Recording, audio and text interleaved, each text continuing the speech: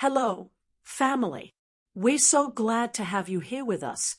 As always, before we dive into today's gripping story, do us a quick favor. Hit that subscribe button and turn on the notification bell so you never miss a single update. We've made a promise to keep serving you fresh, powerful stories every day. And trust us, you won't want to miss any of them. Now, sit back and enjoy the ride. The street was quiet that morning, the kind of quiet that only comes before something changes. A young man, in his early 30s, stepped out from a one-room apartment at the back of a worn-out compound. His name was Nonso. Slippers dragging slightly on the floor, he carried a small black nylon in one hand and his phone in the other. His clothes were clean but rough, ironed without starch, shirt slightly faded. He looked like someone trying to hold himself together in a world that wasn't giving him any favors. Nonso crossed the narrow street and walked into a small canteen. The woman there, Mama F, smiled when she saw him. "Ah, Nonso, you don't come again with your 1,000 soup money," she teased, tying her wrapper tighter around her waist. He laughed and nodded. "Make the soup, just manage reach bell. I know they do competition." She dished out a small plate of Eba and egg heavy on water, light on meat. He sat and ate quietly, occasionally nodding at other customers. Most of them didn't know much about him, except that he lived alone, didn't talk much, and was always polite. Nobody suspected he was hiding anything. A black Toyota Corolla pulled up slowly on the opposite side of the street. The car didn't belong there. The paint was too fresh, the tires too new. Inside the car sat a young woman, skin the color of new bronze, sharp eyes, and a high ponytail. Her name was Amaka. She worked at a company down the road and had just been transferred to this new branch. That morning, she was coming to inspect a shop her friend told her about. She stepped out of the car, heels clicking on the cement. Nonso lifted his head briefly and returned to his food. He had seen too many people like her before. Sharp mouth, high taste, quick to insult. He had no business there. But fate had its own plans. Amaka walked into the shop beside the canteen, looked around, shook her head like someone disappointed, then stepped back out. As she turned to her car, her heel got caught in a crack. She stumbled slightly. Nonso was the only one who noticed. He dropped his spoon, stood up quickly, and rushed over. "Are you okay?" he asked, steadying her. She looked at him like he'd just insulted her. "Did I ask for your help?" Nonso slowly dropped his hand. "No, you didn't. But you looked like you were about to fall." She rolled her eyes, dusted her clothes, and hissed, "Just stay where you are next time. I don't like people like you forming helper." He didn't say anything, just watched her enter her car, start the engine, and drive off. Mema F came out, drying her hand with a rag. "This one don't carry fire for head," she said, shaking her head. "And you, Seth, why you go help who no send you?" Nonso smiled faintly and went back to his seat. "It's just instinct." But in his eyes, something had shifted. He recognized that face, not her face exactly, but the attitude. He had seen it before in boardrooms, on yachts, and inside expensive hotels where he wore real designer suits instead of faded shirts. He knew her type, the type that never looked past surface level. She didn't know who he was, but she would, and not because he would force her to. The world had a way of turning things upside down when people least expected. As he took the last swallow of Eba, his phone buzzed. A message from someone named Chief Olumide. "You can't hide forever, boss. We need you back in Lagos next week." Nonso looked at it, locked the phone, and dropped it beside his plate. He wasn't going back yet. There was something here that caught his attention, and her name was Amaka. The next day, Amaka walked into the small canteen again, her heels clicking louder than usual, as if to announce her arrival. She didn't even glance at Nonso, who was sitting at the same corner, eating his usual plate of Eba and agusi. She was too caught up in her own world, too preoccupied with the tension from her earlier inspections and a call she had just received from her boss. Nonso noticed the shift in her demeanor. She was different today, less confident, more guarded. He tried not to make it obvious that he was watching her, but his eyes couldn't help it. She moved with a kind of precision, the kind of movement you only saw in people who were used to getting what they wanted. Amaka ordered a cup of tea and sat down by the window, her phone still clutched tightly in her hand. Her mind was somewhere far away, as if she were trying to solve some puzzle only she could see. The weight of her responsibilities was starting to get to her. A few minutes later, Mama F walked up to Nonso, wiping her hands on her apron. "Nonso, that your girl? She's been here for almost an hour and hasn't said one word to you." Nonso didn't respond immediately. He was focused on the way Amaka's fingers tapped anxiously against her phone, her face drawn in concentration. The air between them felt charged, like there was something about to happen, but neither of them knew when. "Don't worry about her," Nonso said softly, pushing his plate aside. "Let her have her space." But Mama F wasn't done. "Space, eh? If you no talk, she won't even know you're there. Look at how she walks like she owns the whole street." Nonso smiled. "People like her always think they own the world." Mama F raised an eyebrow. "You think you know her?" Nonso glanced over at Amaka again, who was now standing up, ready to leave. "I don't, but I know her type." Amaka left without saying goodbye, just like she always did. It was like her presence was temporary, and so was her attention to anything or anyone around her. Nonso watched her leave, but this time, something lingered in his chest. There was a reason she couldn't see beyond her own world, beyond the walls she had built around herself. Later that afternoon, Nonso received another message. This time, it wasn't from Chief Olumai, but from someone even closer. "I hope you know you can't stay away forever. There's a meeting next month. Your absence is starting to raise questions." Nonso set the phone down, running a hand over his face. The weight of the message felt heavier than it should. It was a reminder of the life he had left behind, the life he'd chosen to walk away from. He had been living under the radar for months, keeping a low profile, blending into the background. But something about Amaka was different. That evening, Nonso made his way to the local market. He didn't need anything, he just needed to think. The streets were quieter now, with the sun slowly sinking below the horizon, painting the sky in shades of orange and pink. He was used to the calmness of the evening, the way people would exchange words as if the world were taking a break from the chaos. As he walked past a group of children playing soccer, he noticed Amaka's car parked at the edge of the market. She was standing by the entrance, talking to a vendor. It wasn't like her to be out here, not in this kind of environment. This wasn't the world she belonged to. She caught his gaze before he could look away, and for the briefest moment, their eyes locked. She was surprised, maybe even a little embarrassed that he had caught her in this part of town. But she quickly covered it up with a shrug and walked toward him. "Still hiding? How?" she asked with a slight grin. Nonso shrugged back, his hands stuffed in his pockets. "Just walking." She tilted her head, clearly intrigued. "I didn't think people like you would walk around here.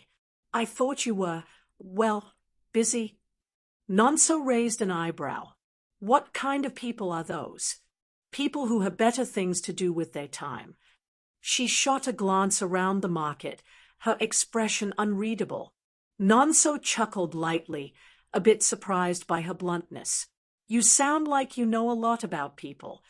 "I do," she said, her voice steady. "But not everyone is what they seem." He smiled to himself, feeling a flicker of something familiar, a sense of recognition, like they were both playing a game they hadn't quite understood yet. "I guess we're not as different as you think." Amaka didn't respond immediately. Instead, she shifted her weight and glanced back at the vendor, who was now looking at her with raised eyebrows. "I should go," she said, turning away.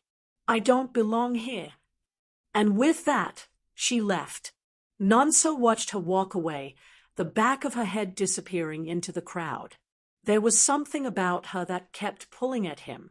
Maybe it was her pride, or maybe it was her ability to hide her vulnerability under layers of sharp words. Whatever it was undeniable. But what would happen when she finally found out who he really was? The following week felt like it was dragging on for Nonso. He couldn't shake the feeling that something was drawing him closer to Amaka, but he didn't know what. The encounter at the market had left him unsettled. It was as if she had peeked into a world he tried so hard to keep hidden, but she didn't fully see it. Not yet. He spent most of his days in the same routine, eating his simple meals at Mama F's, staying out of the way, and pretending that his past didn't exist. But every now and then, Amaka's face would appear in his thoughts.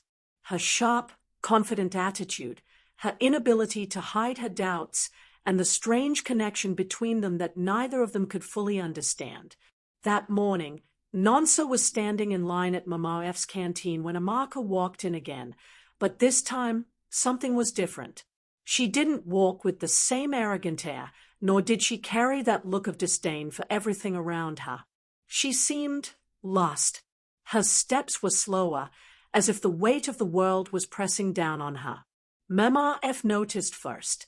She leaned over to Nonso, whispering, "See your girl. She no be her usual self today." Nonso didn't respond. He didn't want to draw attention to her, but it was hard not to. There was something about the way she looked at the menu, like she didn't really know what to order. Her phone buzzed in her hand, but she didn't even glance at it. She was clearly distracted. Mama F chuckled, as if sensing Nonso's hesitation. "Maybe you should talk to her this time. She's not so high up now." Nonso rolled his eyes. "I'm not talking to her about anything." Amaka turned around and locked eyes with him for a split second. There was no smile, no recognition of their past encounters. Instead, she simply walked to the counter and ordered something in a low voice. But as she was about to sit, her gaze drifted back to him. Nonso hesitated for a moment. It was clear that she wanted to say something, but for reasons he couldn't quite place, he still couldn't bring himself to speak. Instead, he gave her a nod, a simple acknowledgement. She stared at him for a moment longer before returning to her seat. Her usual confidence was nowhere to be found. She looked almost fragile now, and it surprised him. He finished his meal quickly and stood up, making his way out of the canteen, when he heard her voice calling from behind. "Wait," Amaka said, standing up quickly. "I need to talk to you." Nonso paused. This was the moment. The one thing he had been trying to avoid, the conversation that might reveal everything. He turned slowly to face her, his heartbeat slightly faster than usual. She took a deep breath, clearly trying to steady herself. "I don't know why I'm here. I don't even know why I'm talking to you right now." Nonso raised an eyebrow. "And why is that?"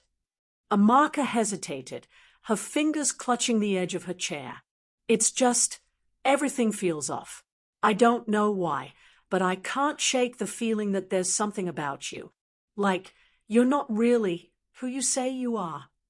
Nonso's heart skipped a beat.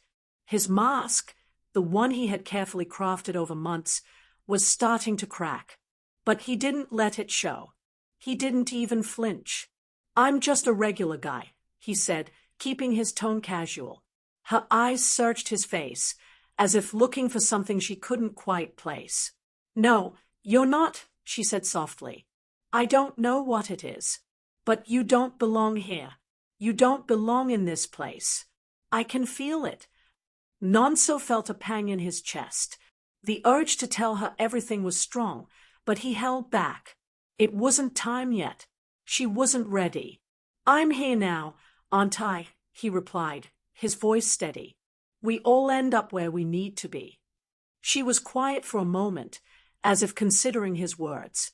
Finally, she sighed. I don't know why I'm even saying all of this. Maybe I'm just overthinking. Nonso chuckled softly. Maybe you are. Happens to all of us. Amaka smiled faintly, but it didn't quite reach her eyes. Maybe you're right.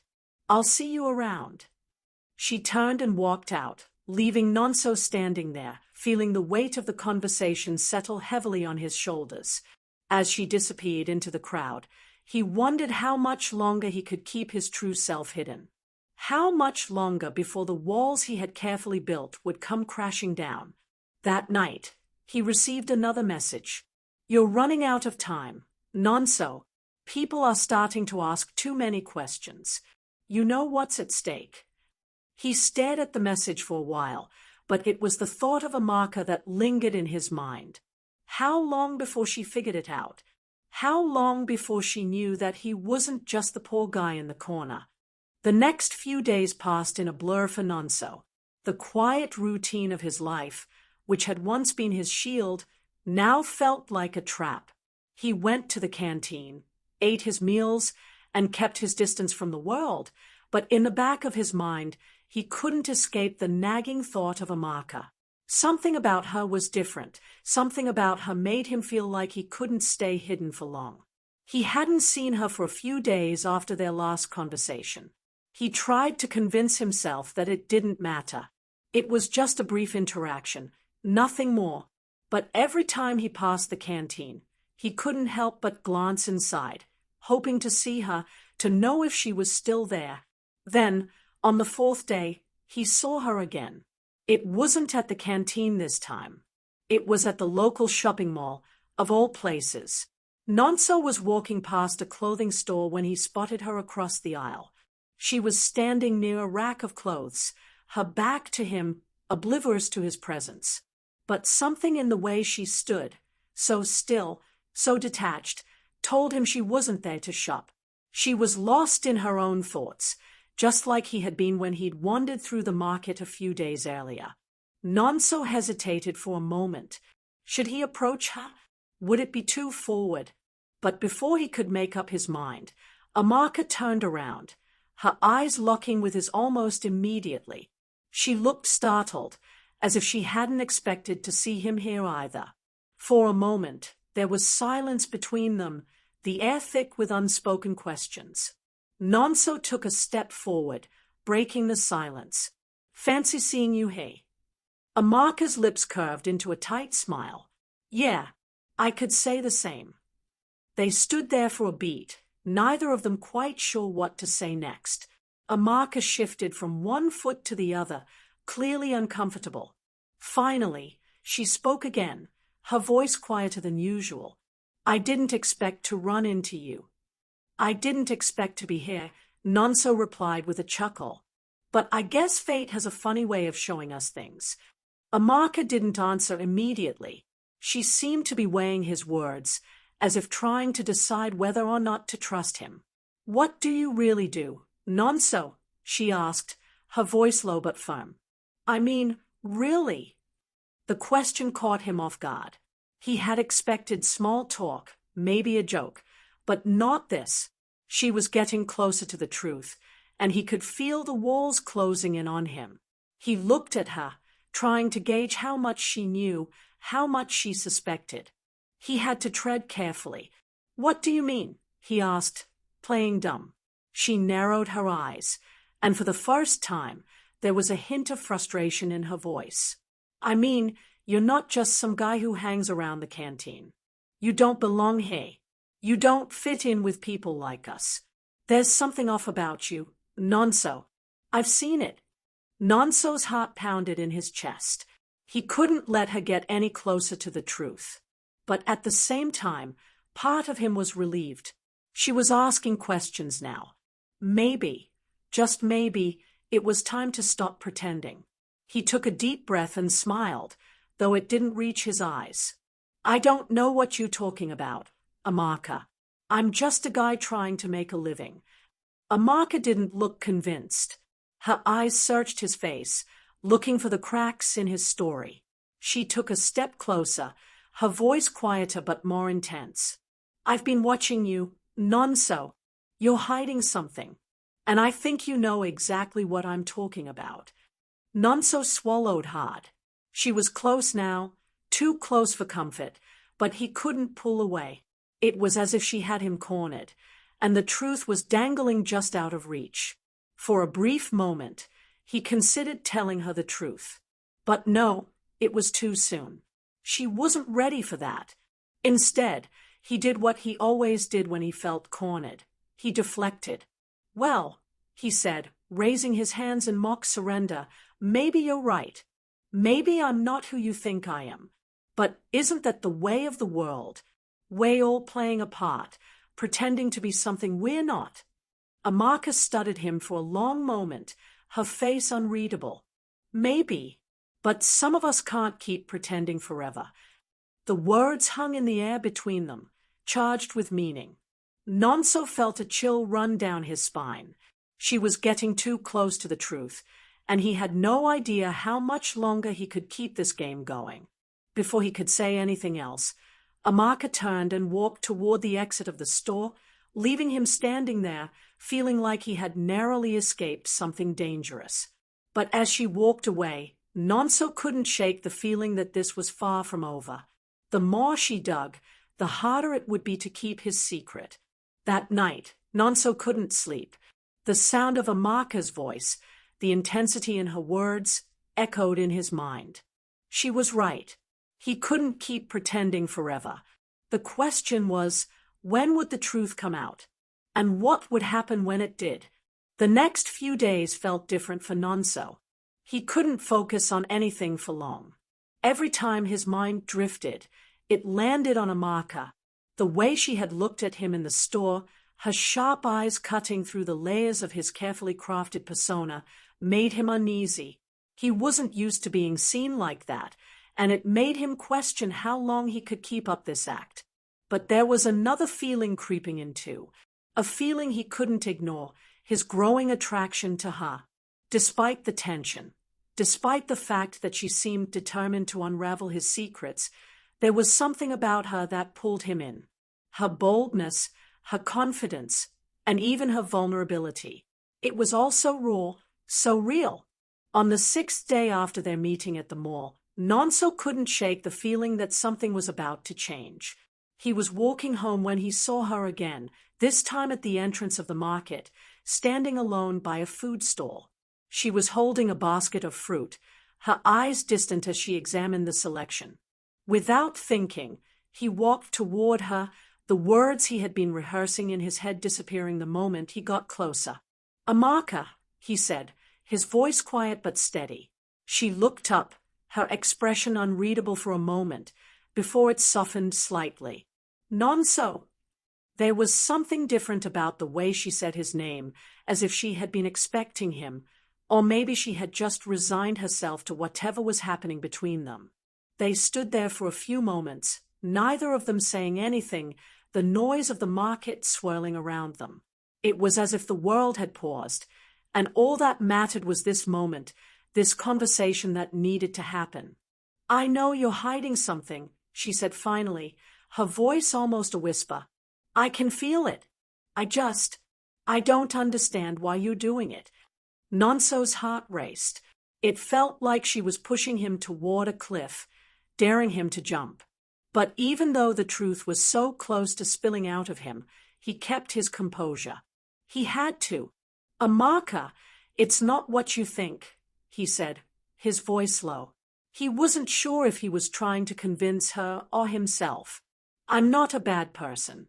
I've been through things that made me who I am." She raised an eyebrow, her lips curling into a faint smile.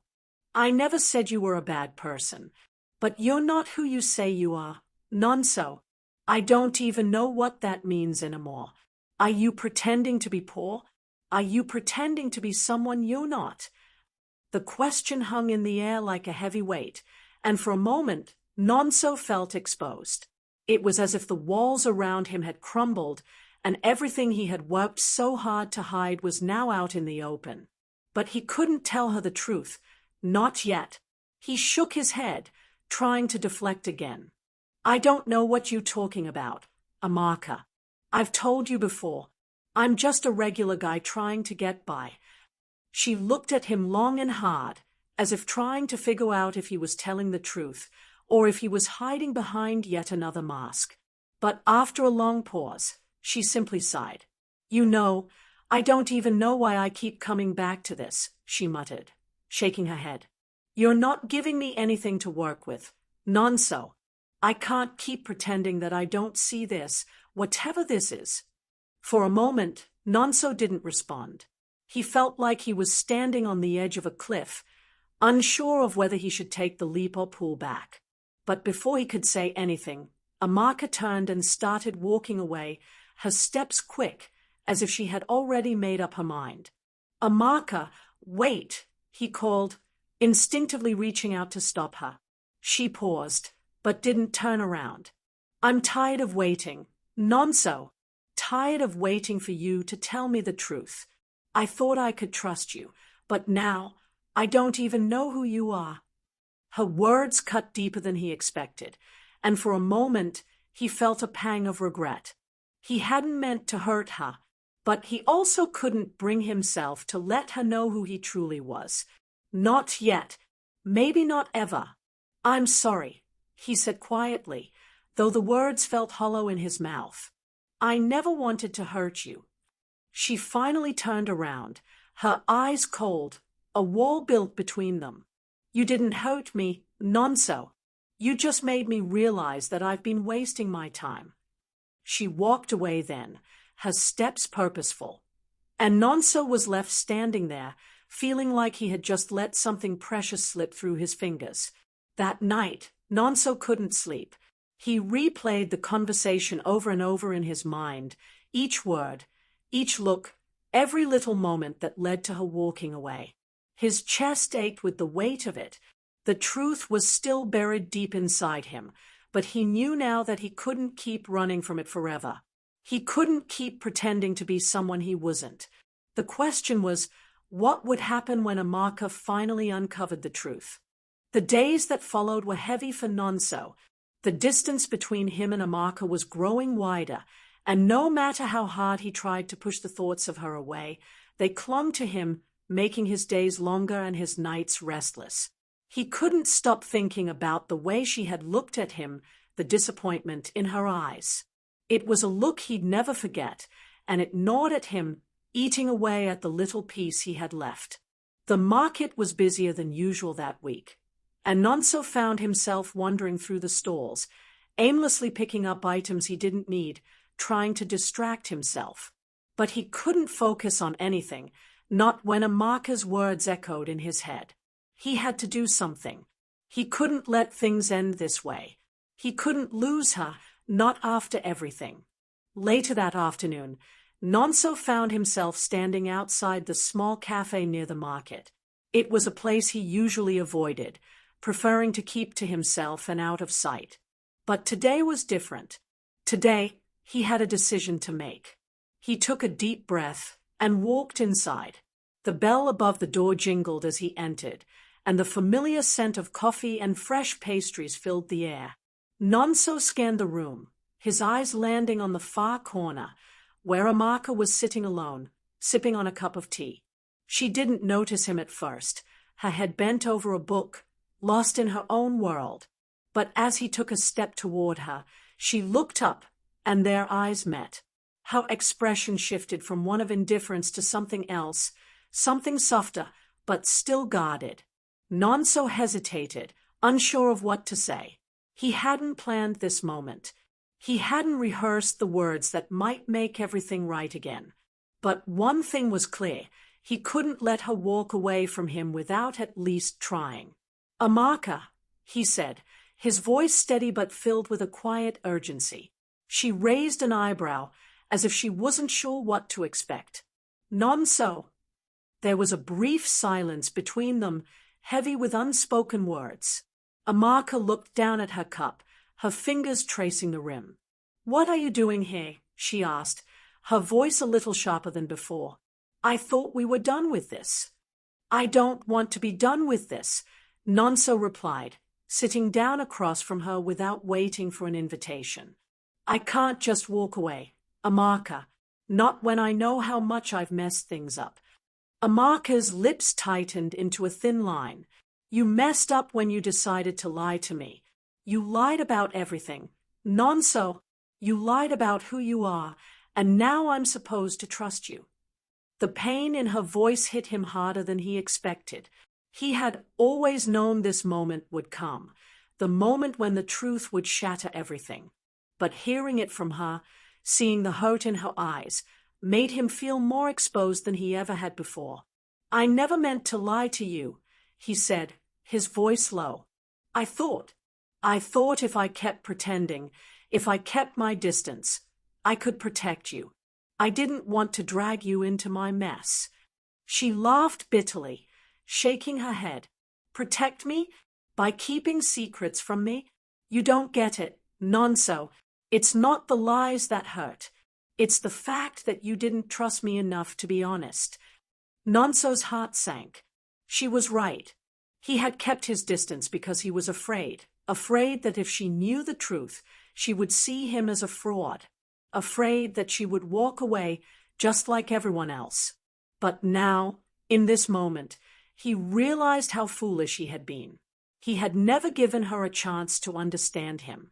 He had never given her the chance to see him for who he really was.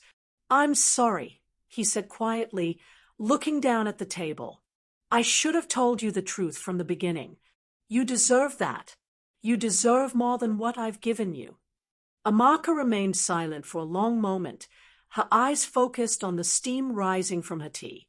Finally, she spoke again, her voice softer but still firm. You keep saying that, Nonso, but the truth doesn't change anything. You've already shown me who you are. You've shown me that you're someone who thinks it's okay to hide behind a mask, to pretend to be something you're not. Nonso's chest tightened. I'm not pretending, Amarka. I swear. I just... She raised her hand, cutting him off. No, you don't get to say that. Not yet. Not until I know who you really are. The words hit him like a punch, and for a moment he couldn't breathe. He had spent so long running from the truth, from his past, that he didn't know where to start. But he knew now that he couldn't keep running. Not from Amarka, not from anyone. He looked up, his eyes meeting hers with a quiet determination. You want to know who I am? He asked, his voice steady. Then I'll tell you the truth, all of it. But I need you to promise me something. Amarka raised an eyebrow, clearly intrigued but still cautious. Promise you what? That you'll listen, Nonso said, his voice earnest. That you won't judge me before you hear me out. For the first time in a long while, Amarka seemed to soften. She nodded slowly, her eyes never leaving his. All right. Tell me. Nonso took a deep breath, his mind racing as he gathered his thoughts. This was it, the moment he had been dreading, the moment when everything would change. But he knew it was time. Time to let go of the lies and let Amarka see the real him. Nonso's hands were shaking slightly as he opened his mouth to speak. This was it, the moment he had been avoiding for so long. The truth, the whole truth, had to come out. Amarka sat there, her eyes fixed on him, waiting for him to say something. She wasn't rushing him. She was giving him space to explain himself, but her expression remained guarded. He knew that whatever came out of his mouth next would either tear them apart or somehow, miraculously, bring them closer. I'm not who you think I am, Nonso began, his voice quiet but firm. I know you think I'm just another guy trying to make it in this world, but I've been hiding something from you. Something big. Amarka's lips pressed together, her fingers stilling on the rim of her cup. She wasn't interrupting, but he could tell she was waiting for him to continue. He took another deep breath. I'm not poor, Amarka. I never was. I've been pretending, and it's been eating me alive, because you deserve more than this. I'm a businessman, a successful one. And everything I've told you about my life was a lie. Her eyes widened, the shock evident on her face. Nonso could feel the tension rising, the air thick with her disbelief. He had expected this. Of course, she wouldn't just accept it without questioning it first. "You're a businessman," she repeated, her voice barely above a whisper. "What do you mean? You're not poor." Nonso nodded slowly, looking down at his hands before meeting her gaze again.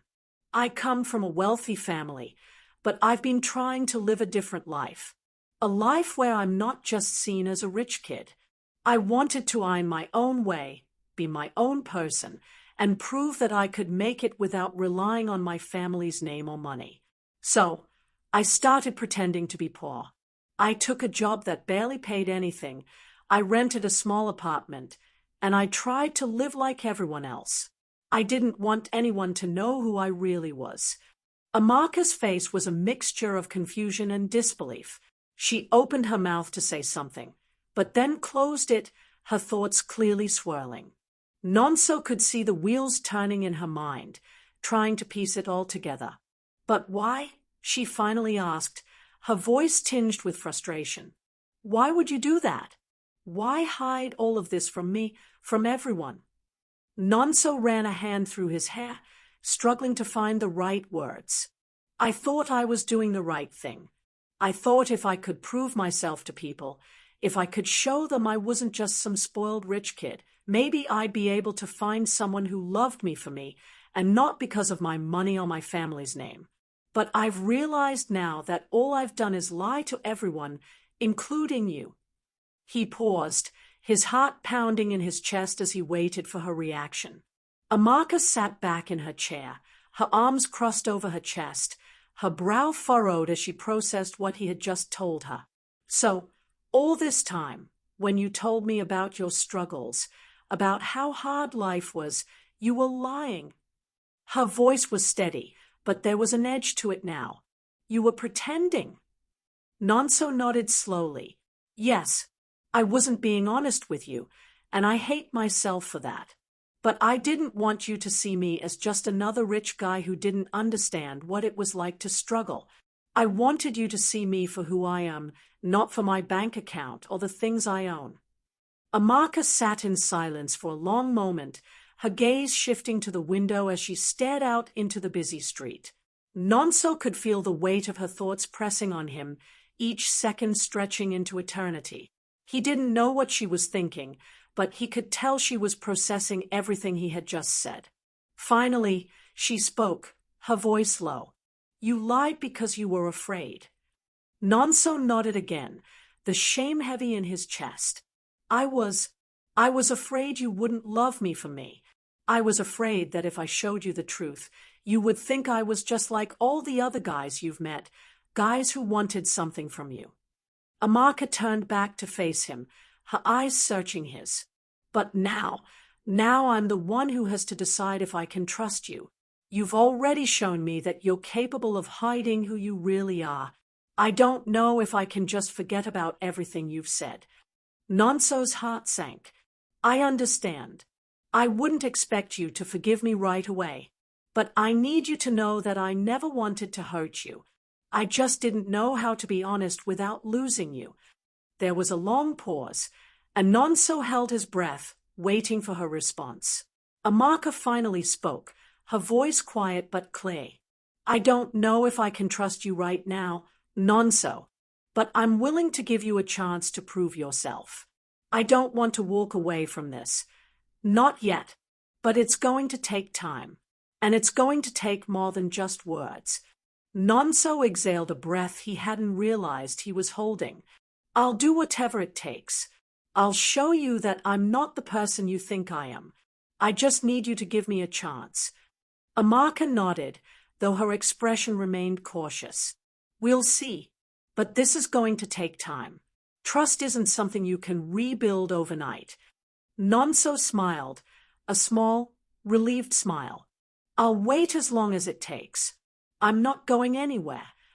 Amaka stood up from the table, her hand brushing the back of her chair. "I need to go, Nonso." I need some space to think about all of this. Nonso stood too, his chest tight. I understand. I'll give you all the space you need. As she turned to leave, she paused for a moment, looking back at him. This isn't over, Nonso.